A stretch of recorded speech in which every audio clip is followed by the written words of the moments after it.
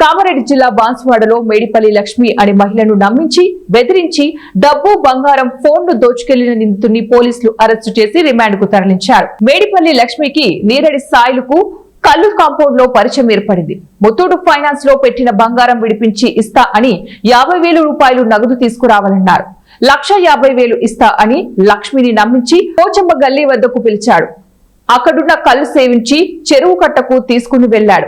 ఆమెను బెదిరించి ఆమె వద్ద ఉన్న 50,000 రూపాయలు అలాగే నగదు, అరతులం బంగారు హారం, సెల్ ఫోన్ ను తీసుకుని పరారయ్యాడు. పోలీసులకు ఫిర్యాదు చేసింది. సీసీ కెమెరాలు చూసి నిందితుడిని అరెస్టు చేశారు. నిందితుడు దొంగిలించిన బంగారు హారం బుర్రా వెంకటరమణకు అమ్మినట్లు ఒప్పుకున్నాడు. వెంకటరమణ నుంచి 11 గ్రాముల బంగారం, గుండ్ల హారాన్ని స్వాధీనం చేసుకుని బంగారు నగలు కొన్న బుర్ర వెంకటరమణను కూడా రిమాండ్ చేసినట్లు SHO అశోక్ తెలిపారు. ఎవరైనా దొంగ సొత్తును కొన్న వారిపై కేసులు నమోదు చేస్తామని అశోక్ తెలిపారు.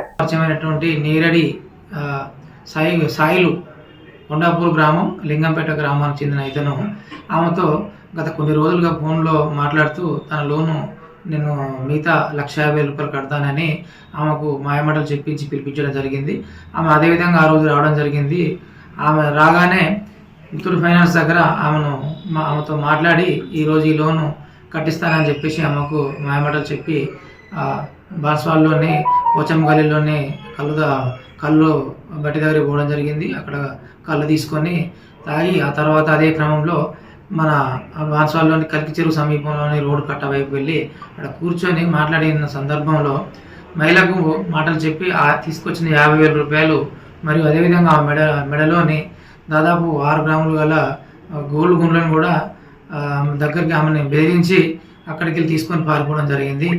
ఈ విషయంపై మహిళ మొన్న 20వ తారీఖున వచ్చి జరిగిన విషయం తెలియజేసి ఫిర్యాదు చేయడం జరిగింది. దానికి సంబంధించి మేము మహిళను బెదిరించి మరి అదేవిధంగా దొంగతనం చేసినట్లుగా దౌర్జన్యం చేసి లాక్కెళ్ళినట్టుగా పోలీస్ స్టేషన్లో కేసు నమోదు చేయడం జరిగింది. అటు ఈ కేసులో భాగంగా ఆమెతో వచ్చినటువంటి వ్యక్తి CCTV ఫుటేజ్ మరియు టెక్నికల్ అనాలిసిస్ ప్రకారంగా అతని గ్రామమైన కొండాపూర్ గ్రామంలో తెలియపరుచుకున్నాం. దాని ద్వారా మేము అతన్ని ఈరోజు బాన్స్వాడలోని తాడుకోల్ చౌరస్తా వద్ద పట్టుకొని అతను ఏదైతే దోపిడీ చేసిన బంగారాన్ని మన బాన్స్వాడలోనే జ్యువెలరీ షాప్ ఓనర్ అయినటువంటి వెంకటరాముడు కూడా దగ్గర 20వ తారీఖు మరుసటి రోజునే